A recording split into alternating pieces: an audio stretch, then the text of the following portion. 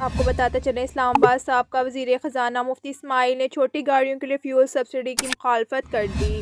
مفتاح اسماعیل نے کہا ہے کہ موٹر سائیکل کل گاڑیوں کا 47% ہے، مگر حکومت نے رکشوں، سزوکی، کیری اور چھوٹی گاڑیوں کو بھی فیول سبسڈی دینے کا اعلان کیا ہے۔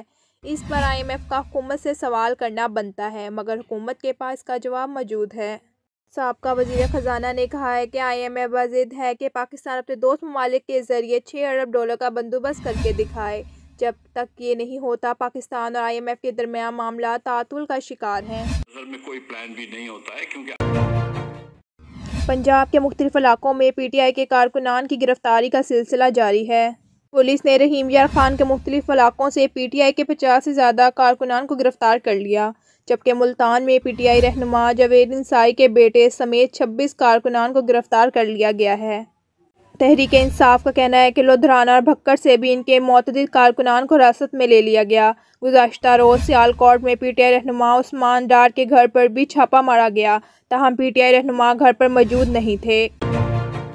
اور پاکستان تحریک انصاف کے مینار پاکستان جلسے کے موقع پر جلسہ گاہ جانے والے راستے بند کر دیے گئے۔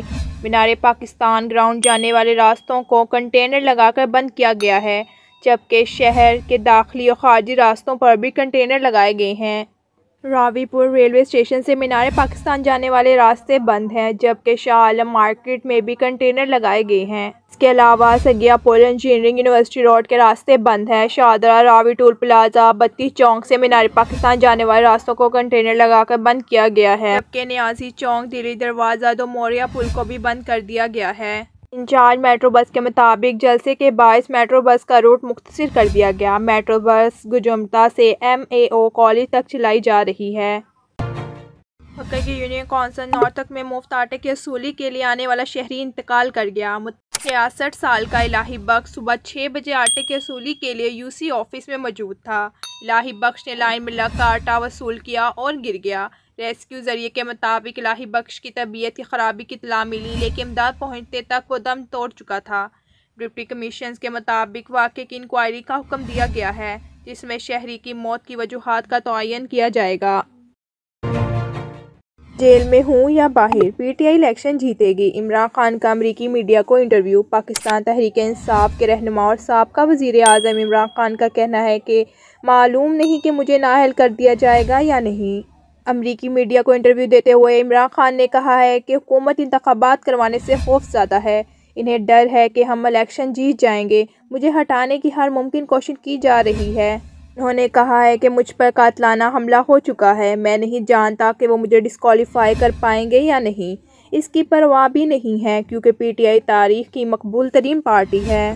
عمران خان کا کہنا تھا کہ جیل میں ہوں یا باہر، پارٹی الیکشن جیتے گی۔ آئینی طور پر 90 دن میں الیکشن ہونے تھے، ہمارے دور میں عدالتی کام میں مداخلت نہیں تھی جیسے پہلے ہوتا آیا، جبکہ میں نے میڈیا میں بھی مداخلت نہیں کی۔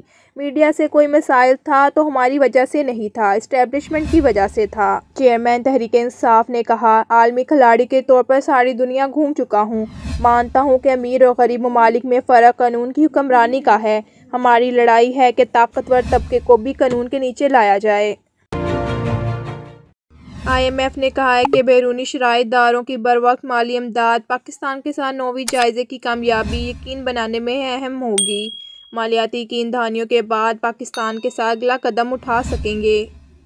IMF کی جانب سے جاری کردہ بیان میں کہا گیا ہے کہ پاکستان کی معیشت کو سست شرح نمو اور بلند افراط زر جیسے چیلنجز کا سامنا ہے۔ پاکستان کی معیشت کو بڑی مالیاتی ضروریات جیسی چیلنجز کا سامنا ہے اور یہ سب چیلنجز پاکستان میں تباہ کن سیلاب کی وجہ سے ہوئے ہیں۔